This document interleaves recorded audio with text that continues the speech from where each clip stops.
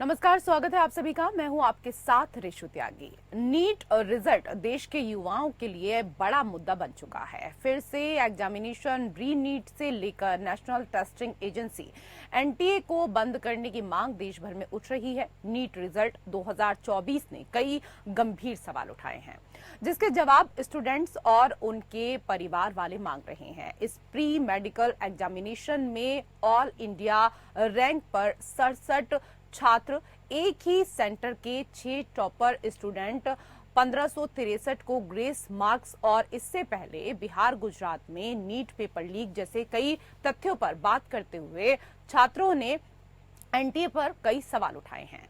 3 साल से नीट की तैयारी कर रहे गाजियाबाद के छात्र विक्रांत रजावत हर हाल में फिर से नीट देने के लिए तैयार हैं। उन्होंने कहा कि मेरा स्कोर 720 में से 650 है। वो कहते हैं कि पिछले कुछ साल के ट्रेंड के हिसाब से मुझे आराम से कोई भी अच्छा सरकारी कॉलेज मिल जाना चाहिए था, मगर मेरी रैंक 30,000 के आसपास है, जिसमें कोई भी ठीक ठाक सा कॉलेज भी नहीं मिलेगा। प्राइवेट कॉलेज की फीस करोड़ों रुपए तक जाती है, तो मेरा परिवार नहीं दे सकता है, इसलिए तीसरी बार नीट दे रहा हूं। जो मेरा स्कोर है उस पर पिछले साल रैंक 7,000 और 2022 में 6,000 के आसपास थी, तो इस बार कैसे कट ऑफ इतनी ऊपर चली गई। मैं चाहता हूं कि फिर से नीट हो, पेपर लीक, नकल, हेराफेरी ना हो। ये मेरे लिए लाखों स्टूडेंट्स के भविष्य का सवाल है। स्टूडेंट्स कितने ज्यादा तनाव में हैं, यह अंदाजा सरकार को होना चाहिए। वहीं एग्जाम में गड़बड़ी की नई शिकायतें सामने आ रही हैं। सोशल मीडिया पर एक यूजर ने एक स्टूडेंट की नीट यूजी और 12वीं बोर्ड एग्जाम की मार्कशीट शेयर की है। उसके मुताबिक 12वीं में फेल हुए स्टूडेंट को नीट में 705 मार्क्स मिले हैं। भोपाल के एक छात्र का कहना है कि उसके स्कोर बोर्ड में 340 नंबर हैं, जबकि आंसर के मिलाने पर उसे 617 नंबर मिलने चाहिए। इसी तरह लखनऊ की आयुषी पटेल का आरोप है कि उनकी OMR शीट जानबूझकर फाड़ी गई है। वहीं इस मामले में आज सुप्रीम कोर्ट में सुनवाई हुई। इस दौरान वकील नेदुम्परा की ओर से काउंसलिंग पर रोक लगाने की मांग की गई, जिस पर कोर्ट ने कहा कि यदि आप इस मामले पर आगे बहस करते हैं तो हम इसे खारिज कर देंगे। वहीं सुनवाई के दौरान कोर्ट ने कहा कि परीक्षा की पवित्रता प्रभावित हुई है, इसलिए हमें एनटीए को नोटिस जारी करते हुए जवाब मांगना बनता है। इस मामले पर 8 जुलाई को अगली सुनवाई होगी।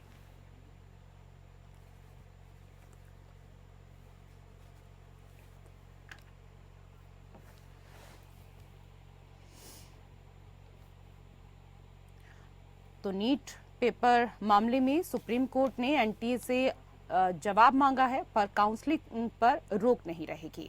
सुप्रीम कोर्ट आज नीट परीक्षा में गड़बड़ी को लेकर सुनवाई कर रहा है। आपको बता दें कि नीट की परीक्षा में हुई गड़बड़ी को लेकर शीर्ष अदालत में एक याचिका दाखिल की गई है। रिजल्ट आने के बाद से ही कई दिनों से छात्र देश के कोने कोने में प्रदर्शन कर रहे हैं।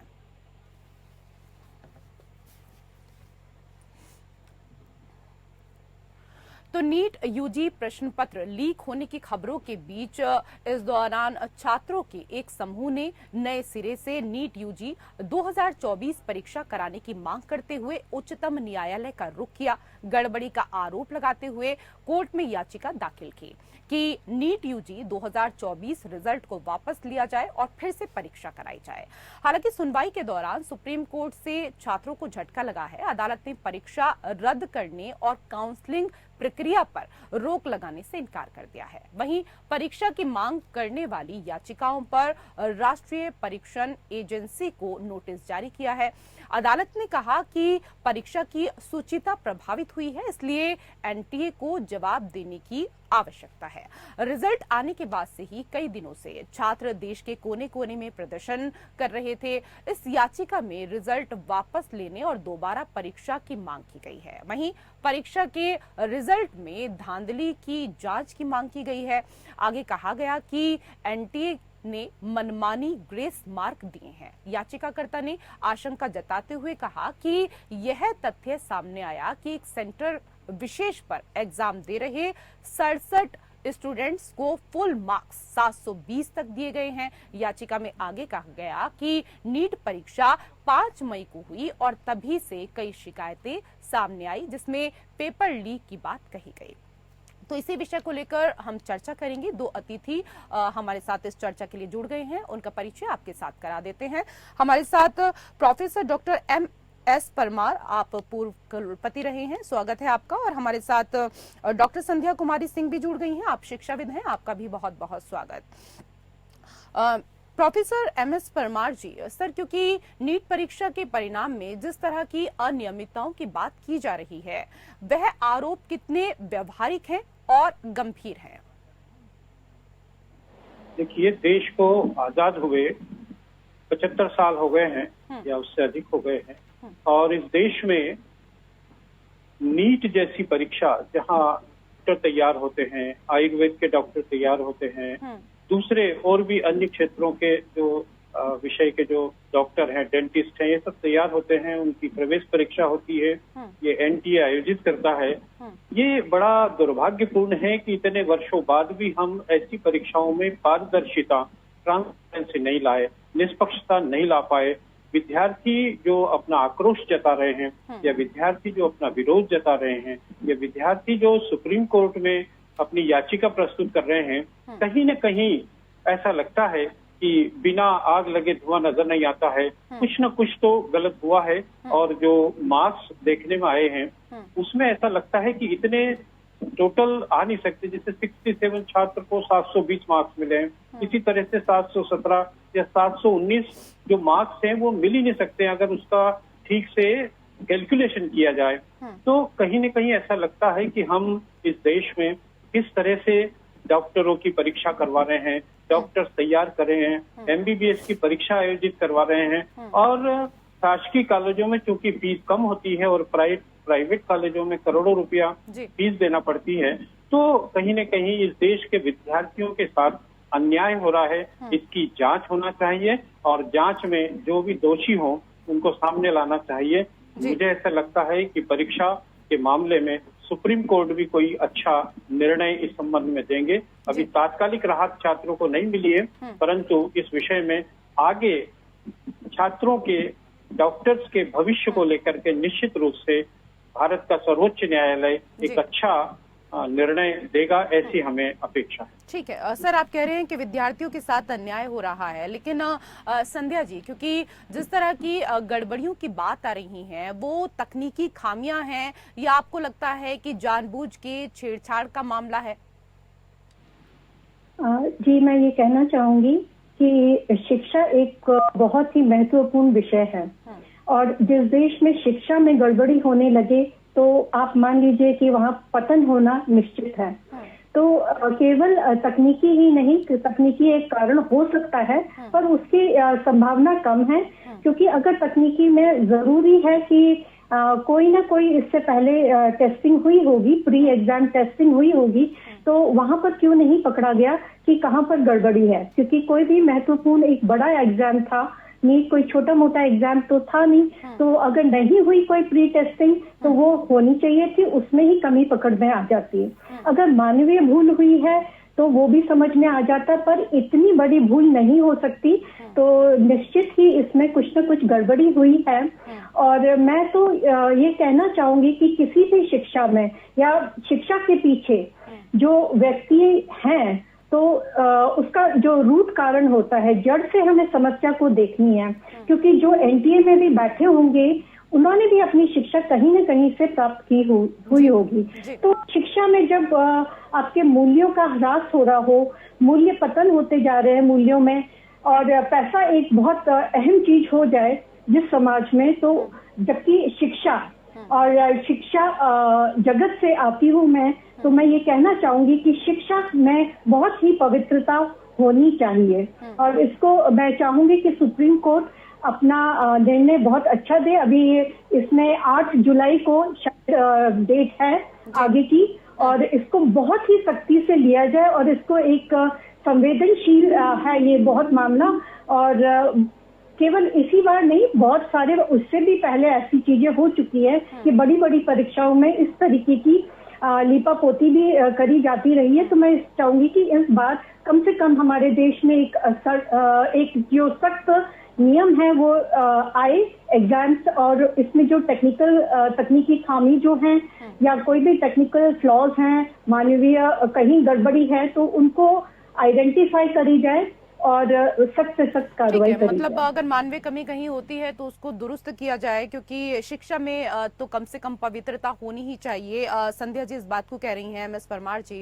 लेकिन सर, एनटीए की जो व्यवस्था है परीक्षा कराने और परिणाम घोषित करने की, वो कितनी फुल प्रूफ है और क्या इसकी समीक्षा कराने की आवश्यकता है, ये भी आपसे समझना चाहेंगे। मुझे ऐसा लगता है कि एनटीए की जो परीक्षा पद्धति है और जो उनका जो मैनेजमेंट है और जो उनका जो व्यवस्था है, उसमें कहीं न कहीं फिर से सोचने की जरूरत है, चिंतन करने की आवश्यकता है। क्योंकि राष्ट्रीय स्तर की परीक्षा में इस तरह की गड़बड़ी होना एक बहुत ही देश के लिए, हमारे लिए, शिक्षाविदों के लिए, शिक्षा के क्षेत्र के लोगों के लिए एक बहुत ही शर्म की बात है। मुझे ऐसा लगता है कि कोई जांच एजेंसी ऐसी बनाना चाहिए, क्योंकि अभी जो जांच एजेंसी बनी है उस पर भी सवाल उठने लगे हैं कि जो उसी संस्था से जुड़े हुए हैं उन्हीं को जांच सौंप दी गई है। तो जांच तो अलग एजेंसी से कराना चाहिए, ताकि दूध का दूध और पानी का पानी हो सके। और विद्यार्थी जो ऐसा सोचते हैं कि हमारे साथ अन्याय हुआ है, उनको ऐसा लगना चाहिए कि हमारे साथ अन्याय नहीं हुआ है। इस बात को देश के सरकार को, इस शिक्षा व्यवस्था को, शिक्षा मंत्री को, मेडिकल एजुकेशन के फील्ड के लोगों को बहुत गंभीरता से लेना चाहिए, क्योंकि ये छोटा मोटा मसला नहीं है। ये देश के भविष्य, देश के लोगों को स्वस्थ रखने के लिए जिन डॉक्टर्स को तैयार करते हैं, उनकी प्रवेश परीक्षा का मामला है।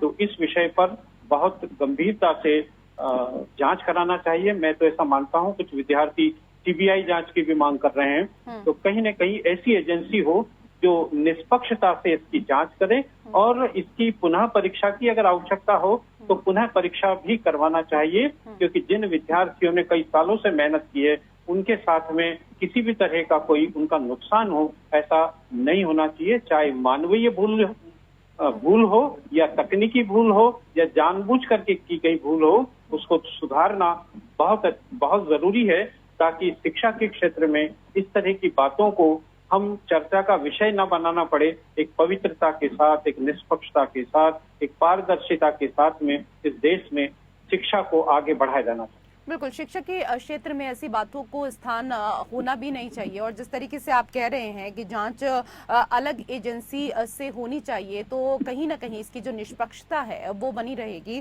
पर संध्या जी, क्योंकि एनटीए सिर्फ परीक्षा कराने के लिए ही डेडिकेटेड एजेंसी है, ज्यादातर महत्वपूर्ण परीक्षाएं अब इसके ही जिम्मे हैं, और इसकी सुचिता पर प्रश्न उठना, इससे छात्रों के मनोबल पर तो काफी प्रभाव पड़ेगा ही। क्योंकि जब इसका गठन हुआ था तो उम्मीद जगी थी कि परीक्षाएं अब फेयर तरीके से होंगी।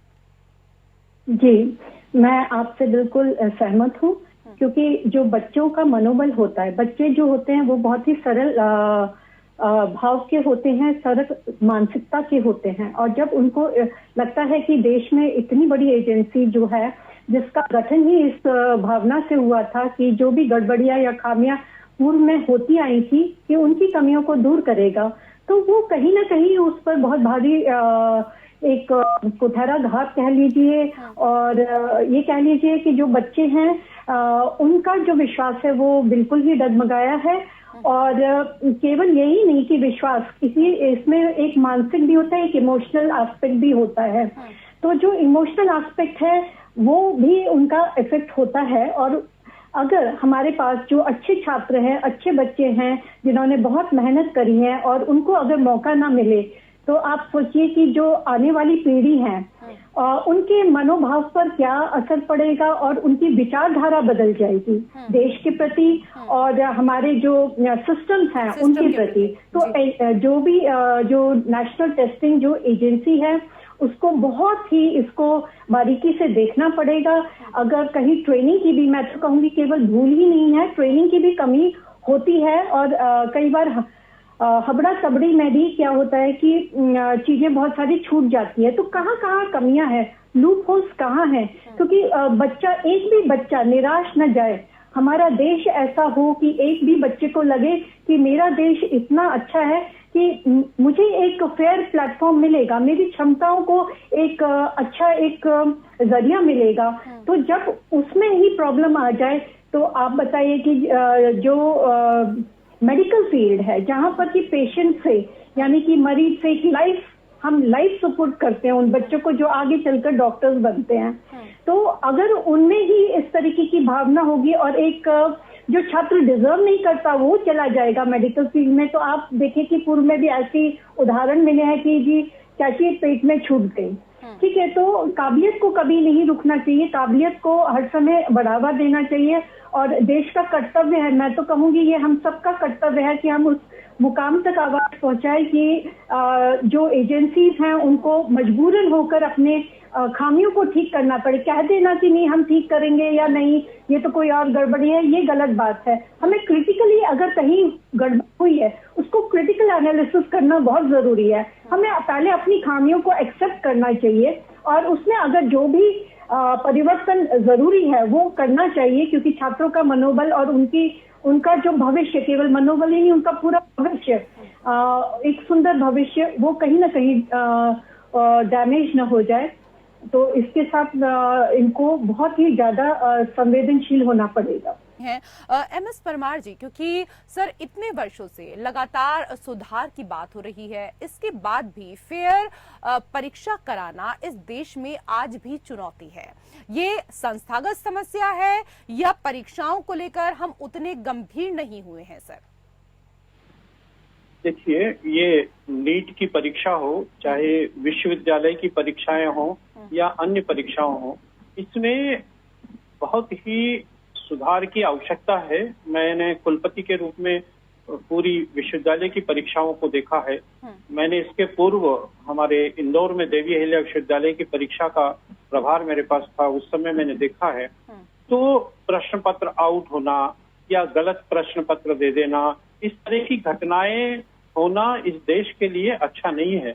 हमें परीक्षा पद्धति में ऐसा सुधार करना चाहिए। अभी नई शिक्षा नीति की हम बात कर रहे हैं। मैं नई शिक्षा नीति जब बन रही थी तो मैं भी उसका हिस्सेदार रहा हूं और मैंने दिल्ली में कई बैठकें की हैं। हमने परीक्षाओं के ऊपर बहुत कहा। मेरा तो यहाँ तक मानना है कि आप विद्यार्थी को लाइब्रेरी में बैठा दीजिए पर उसको क्वेश्चन पेपर ऐसा दीजिए कि वो लाइब्रेरी में जितना टाइम वेस्ट करे उसमें वो क्वेश्चन पेपर हल ही नहीं कर पाए।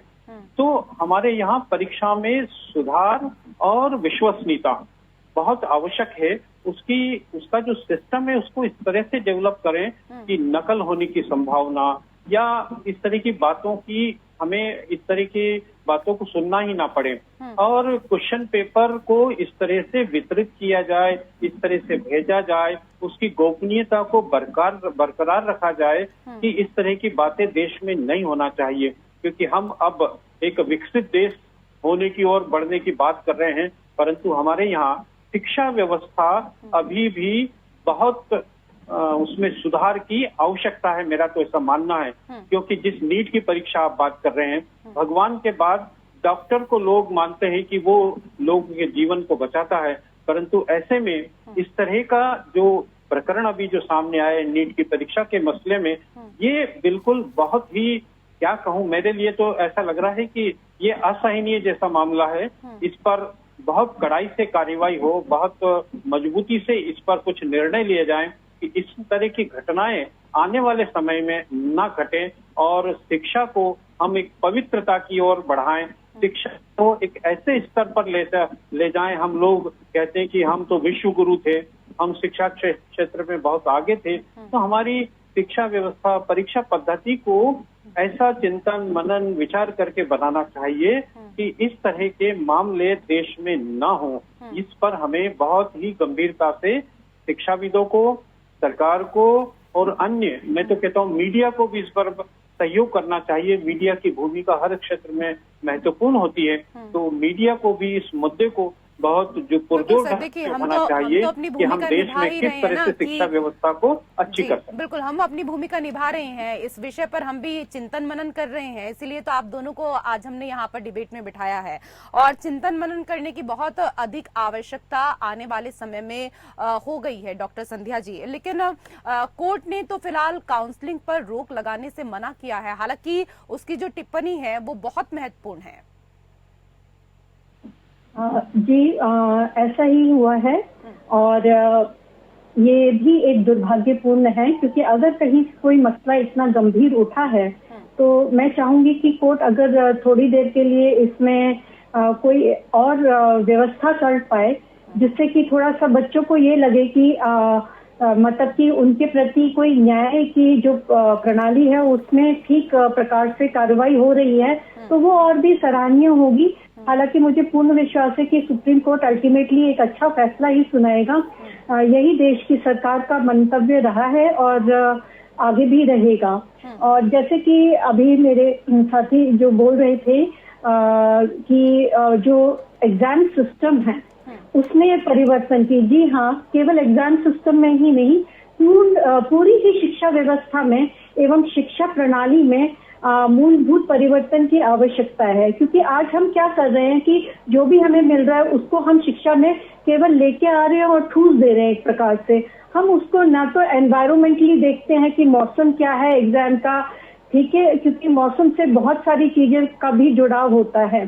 तो क्या मौसम होना चाहिए, किन परिस्थितियों में एग्जाम होने चाहिए, क्या तैयारी होनी चाहिए बच्चों की, और मूल्यों का जो ह्रास हो रहा है वो मूल्य वापस कैसे आए कि बच्चे के सामने अगर नकल करने का रास्ता भी हो और बच्चा एक बार सोचे और कहे नहीं मेरी आत्मा ये गवारा नहीं करती, तो स्वतः ही चीजें अपने आप ठीक हो जाएंगी। क्योंकि हमारी शिक्षा में कोई ऐसी व्यवस्था नहीं है कि बहुत ही जो कहते हैं ना कि बचपन में एक आदतें जो हैं, आदतों के ऊपर कोई भी हमने शिक्षा नहीं बनाई अच्छी सी, संवेदनशील चीजों पर हमने नहीं बनाई, तो इमोशनल लेवल भी बहुत कम हो गया है बच्चों का, मानसिक स्तर भी बहुत ही डिफरेंट तरीके से डाइवर्ट हो रहा है, क्योंकि एक्सपोजर्स इतने हैं मीडिया में, और हर बच्चा क्या है कट थ्रोट एक कॉम्पिटिटिव एग्जाम में आ गया है। पेरेंट्स की भी चिंता यही है कि कैसे ही न कैसे मेरा बच्चा आगे निकल कर जाए, और उसके लिए आज ये कोई नहीं देख रहा कि हम कौन सा रास्ता अपना रहे हैं, बच्चों को क्या रास्ता दिखा रहे हैं, और जो एग्जाम्स होल्ड कर रहे हैं या जो संस्थाएं चला रहे हैं, और जहां पर हमारी पॉलिसीज बन रही हैं उसमें कई फ्रेमवर्क को, कई महत्वपूर्ण बिंदुओं को लेकर हमें चलना चाहिए।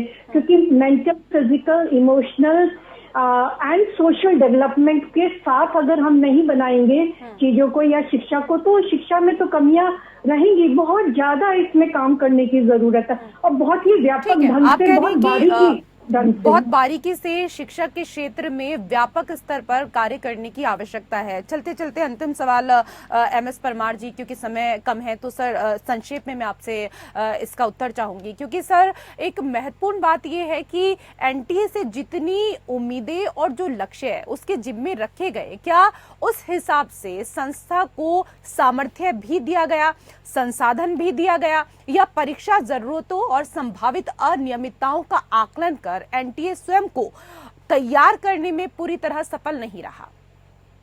आपका बहुत ही अच्छा प्रश्न है। निश्चित रूप से एनटीए को सामर्थ्यवान बनाना चाहिए, उसको संसाधन देना चाहिए, उसको स्वतंत्रता देना चाहिए उतनी कि वो अपना काम पारदर्शिता से, पवित्रता के साथ कर सकें। और जो हमारी जो वक्ता हैं उन्होंने बहुत अच्छी बातें कही हैं। मुझे ऐसा लगता है कि इस देश में वैल्यू बेस्ड एजुकेशन का होना बहुत जरूरी है। मूल्य आधारित शिक्षा होगी तो विद्यार्थी को अगर आप किताब दे दे तो वो नकल करने के लिए मना कर दे।